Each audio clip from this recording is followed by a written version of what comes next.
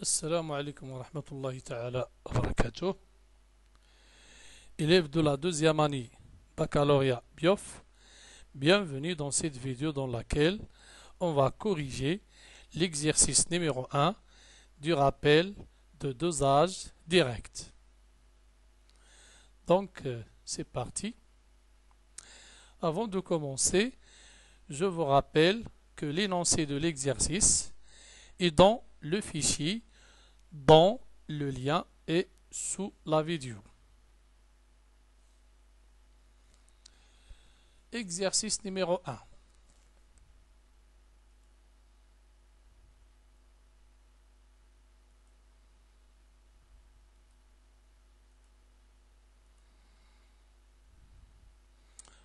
Énoncé de l'exercice.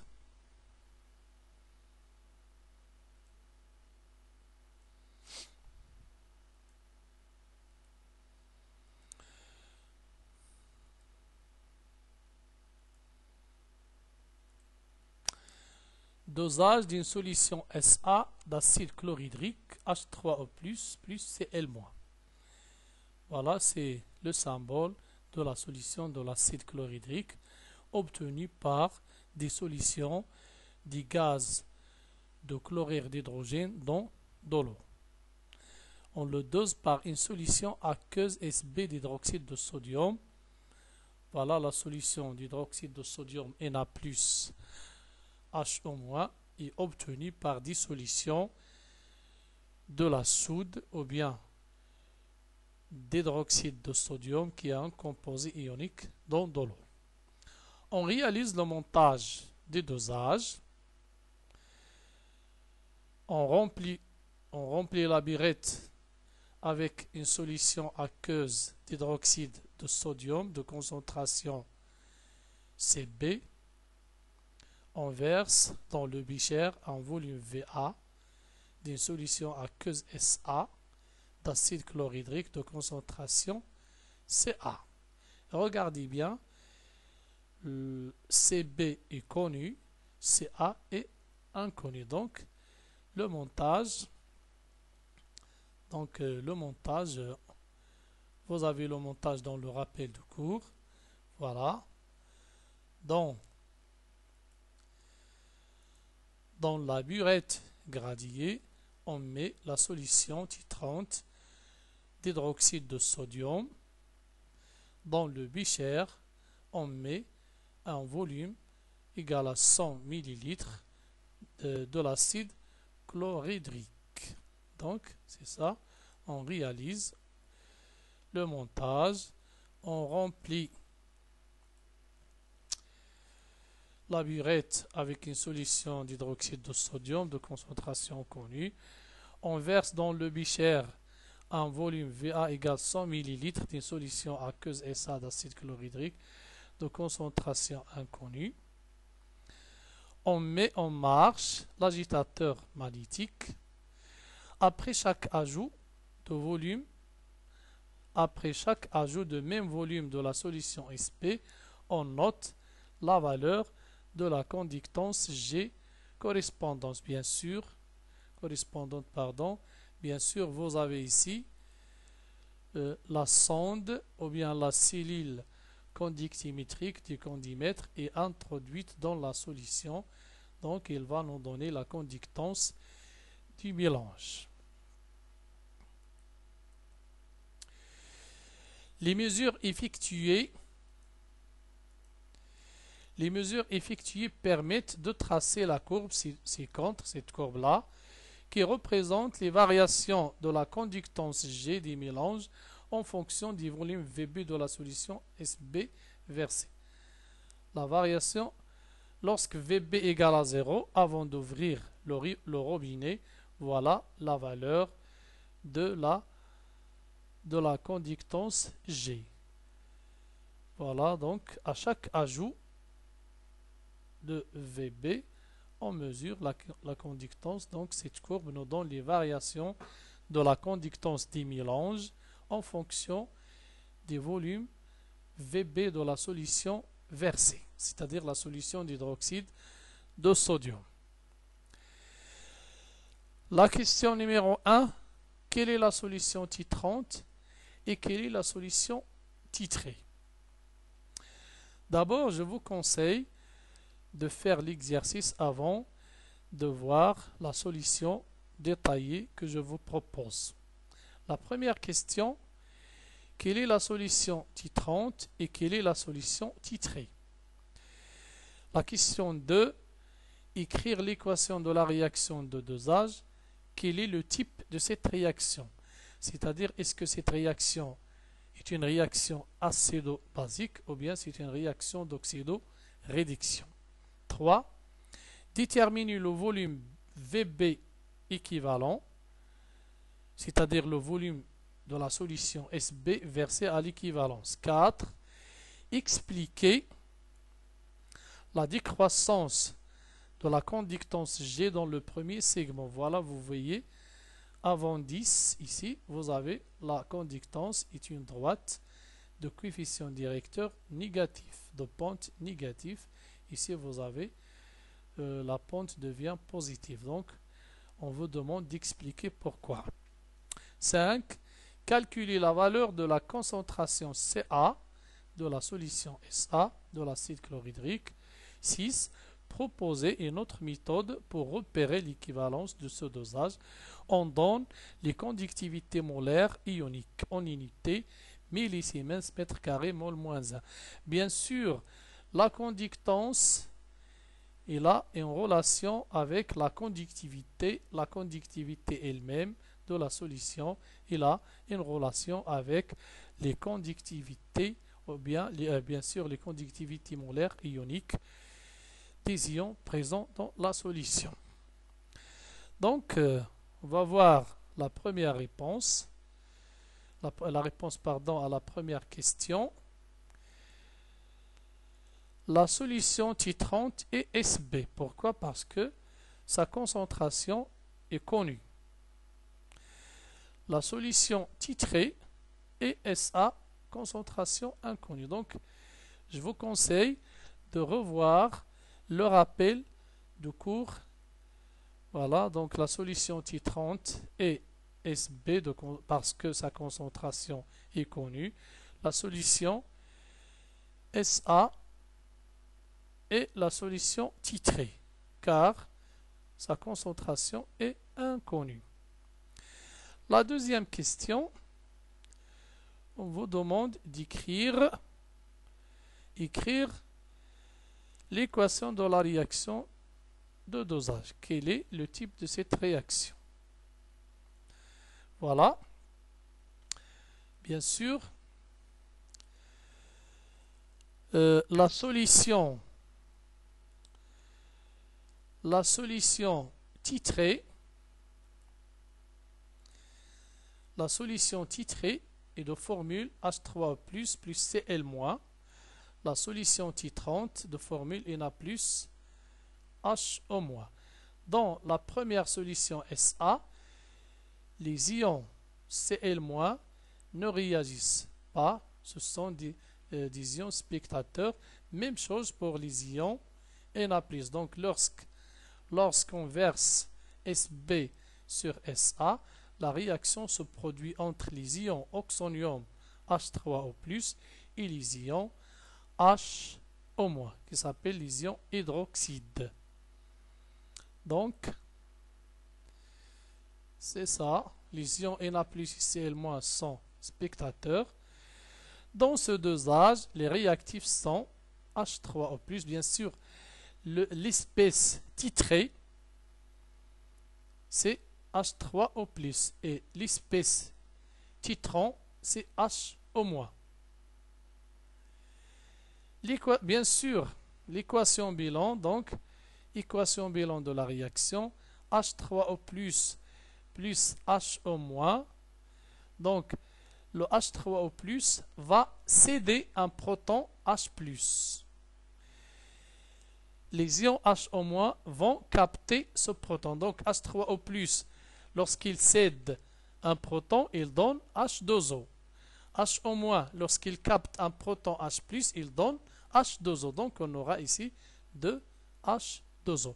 Donc, on aura l'occasion bien sûr de voir les réactions acido-basiques. C'est pour cela, c'est pas la peine d'entrer dans les détails de l'écriture de l'équation dans ce cas.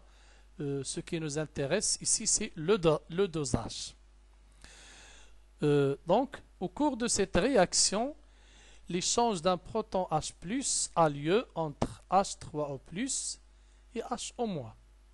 H3O+ a perdu un proton, HO- capte ce proton. Donc on aura H2O plus H2O, donc 2H2O. Il s'agit donc d'une réaction acido-basique. Nous avons vu dans le premier chapitre de chimie que la réaction d'oxydoréduction est une réaction dans laquelle il y a échange d'électrons. Par contre, vous avez vu l'année dernière que la réaction acido-basique est une réaction dans laquelle se fait un échange de protons. Donc c'est le cas ici. Il y a échange de protons H+, donc il s'agit bien d'une réaction acido-basique. La troisième question. Déterminer le volume versé à l'équivalence. Nous avons vu dans le cours que on repère l'équivalence par le changement brusque d'une grandeur liée à la composition du mélange. Par exemple, la couleur ou bien ici, la grandeur liée à la composition. Ici, c'est la conductance G. Donc, l'équivalence se produit au point où il y a variation brusque, bien changement brusque de la conductance. Vous voyez ici, la conductance diminue, diminue, diminue. Soudain, elle augmente. Donc, au point E se produit une variation brusque de G. Donc, le point E, c'est bien le point d'équivalence. Donc, le point d'équivalence, c'est ce point E. Son abscisse, bien sûr, vous voyez, l'abscisse de E, c'est 10. Donc, c'est le volume versé à l'équivalence. Donc la réponse de la question 3. Le point d'équivalence E est le point d'intersection des deux segments de la courbe qui représente G en fonction de VB. Le volume versé à l'équivalence est l'abscisse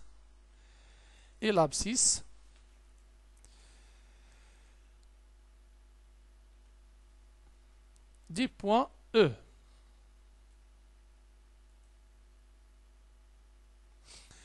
D'après la courbe, VB équivalent égale à VE égale à 10. Donc, c'est ça l'équivalence. La question numéro 4. Expliquez la décroissance de la conductance G dans le premier segment ici, avant 10. Avant VE, ici, nous avons... maintenant, on a déterminé VE. VB à l'équivalence, c'est VE. Donc, quel que soit VB inférieur entre 0 et VBE, vous avez G décroissante. Pour VB supérieur à VE, G devient croissante. Donc, expliquez la décroissance de la conductance G dans le premier segment de la courbe de titrage et la croissance de G dans le second segment. Donc, on va essayer de donner une explication. Bien sûr, si vous voyez ici, avant VE, c'est quoi? Donc, nous sommes dans le cas avant l'équivalence ici. Avant l'équivalence. On sait que avant l'équivalence, le réactif limitant, c'est l'espèce titron. Ici, nous avons après l'équivalence. Donc, dans cet intervalle-là, donc la décroissance de G correspond à l'intervalle dans lequel nous sommes avant l'équivalence. La croissance de G correspond à l'intervalle dans lequel nous sommes après l'équivalence. Parce que au point E, les deux réactifs sont limitants. Avant l'équivalence, l'espèce versée, c'est lui, le réactif limitant. Il faut voir le cours. Avant après l'équivalence, les choses s'inversent. Donc, l'espèce titrée devient quoi? Devient limitant. Donc, on va voir qu'est-ce qui se passe. Donc, on va expliquer ceci, bien sûr. On va utiliser le fait que le premier segment correspond à la phase avant l'équivalence, le deuxième segment correspond à la phase après l'équivalence. Donc voilà la réponse.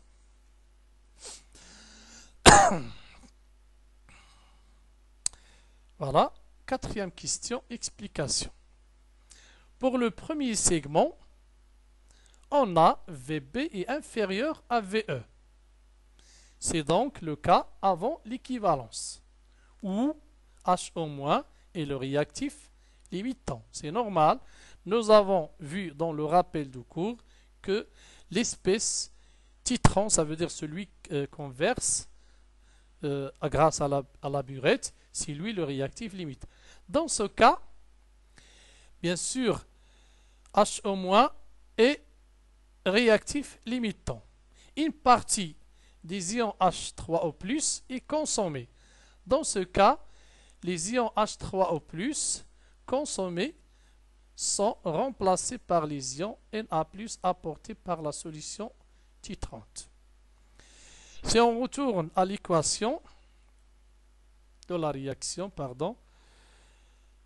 si on revoit l'équation de la réaction, voilà, H3O+ plus H en moins. Au début, nous avons une quantité de matière initiale. Donc, lorsqu'on verse H au moins, bien sûr, on verse en même temps H au moins et Na+, parce que la solution SB contient à la fois les ions H au moins et les ions Na+. Donc, verser SB, ça veut dire apporter H au moins et Na+. Mais, puisque dans cette partie H au moins est un réactif limitant, il va réagir avec une partie des ions H3O+. Donc, les ions H3O+ consommés vont être remplacés par les ions Na+ apportés par la solution. Donc, pour le premier segment, VB inférieur à VE, c'est donc le cas avant l'équivalence où H au moins est le réactif limitant.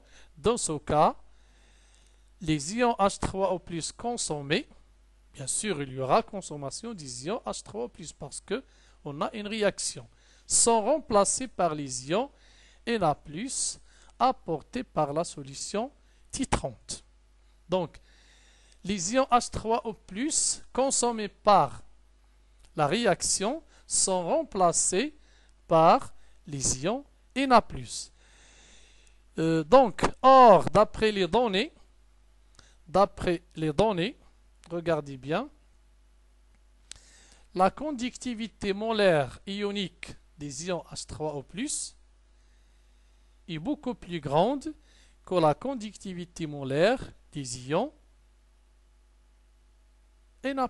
Donc, ici 34, à peu près 35, ici vous avez 5. Donc, la conductivité molaire, d'après l'énoncé, ou bien d'après les données, la conductivité molaire des ions Na+, est inférieure à l'activité molaire. Donc, bien sûr, la conductivité va diminuer parce que la conductivité, elle a une relation avec les ions. Les ions qui disparaissent ont une conductivité plus grande. Les ions qui les remplacent ont une activité moins, donc ce qui explique la décroissance de G dans cette partie des dosages. Maintenant, pour le deuxième segment, on a VB supérieur à VE.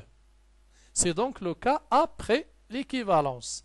Dans ce cas, H3O+ est le réactif limitant. Ça veut dire que les ions H3O+ n'existent plus dans le mélange. Ils sont totalement consommés. Dans ce cas, Si on continue bien sûr l'ajout de la solution SB, dans ce cas, les ions H- qui ne réagissent plus. Pourquoi? Parce que dans cet intervalle, les ions H3O+, sont totalement disparus. Donc, dans ce cas, les ions HO- qui ne réagissent plus et les ions Na+ apportés par la solution titrante, dans chaque ajout s'accumulent, ces ions-là, HO- et Na+, s'accumulent dans le mélange et font augmenter la conductivité, ce qui explique la croissance de la conductance G dans cette partie du dosage. La question numéro 5.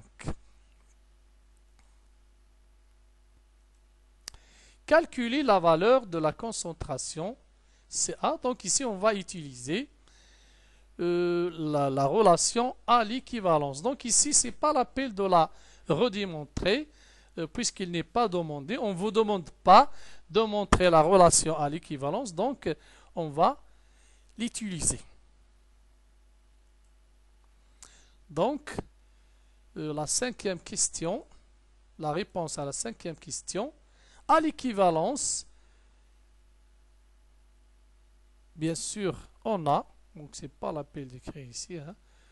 Donc à l'équivalence,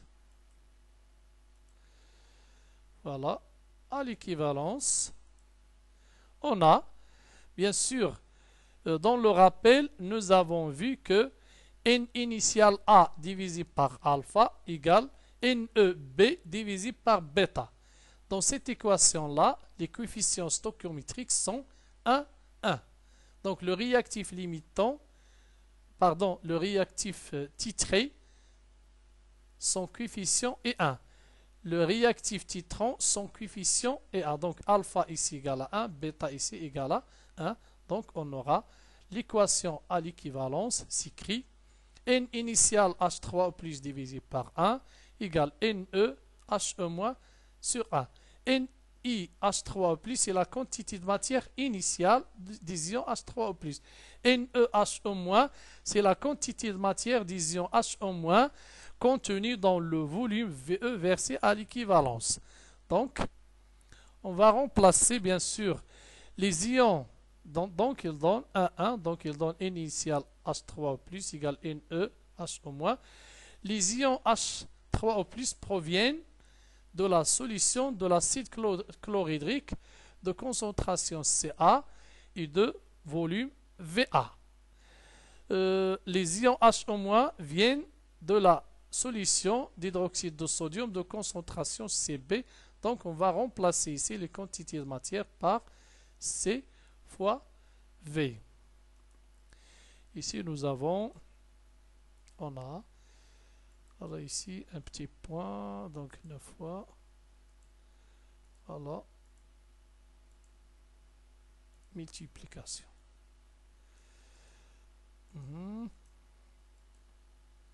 Collé. Donc,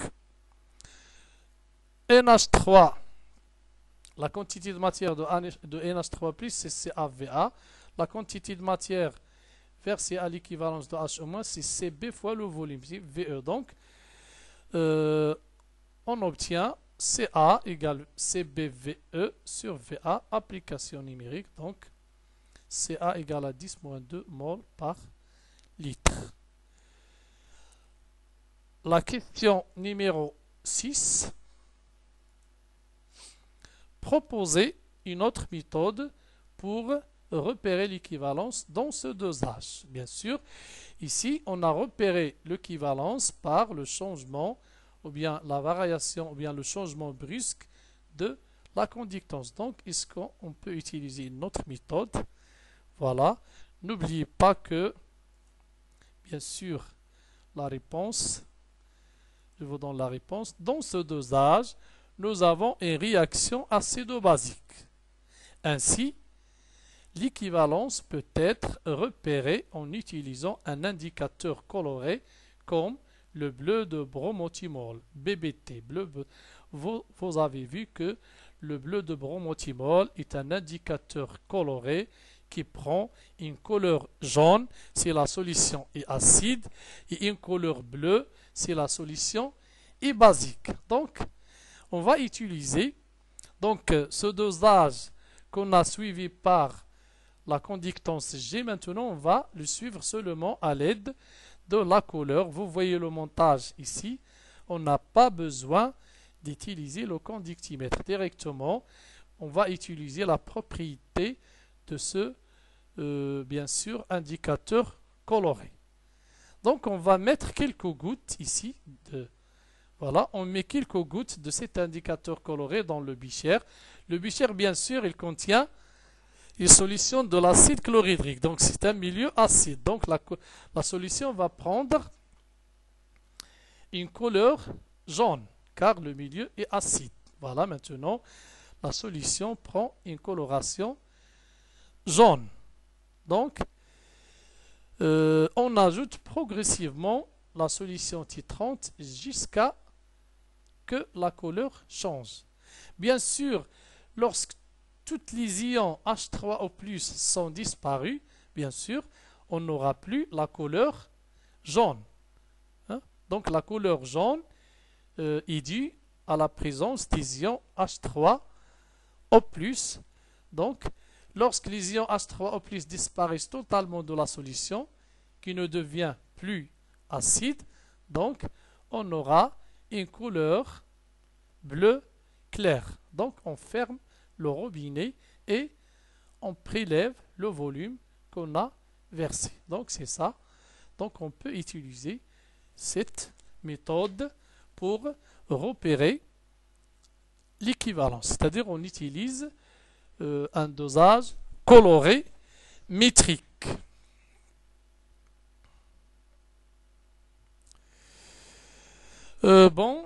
Pour cette vidéo, nous allons nous arrêter ici. D'accord? Lors de la prochaine vidéo, Inch'Allah, on va continuer la correction des exercices. Je vous remercie et à bientôt.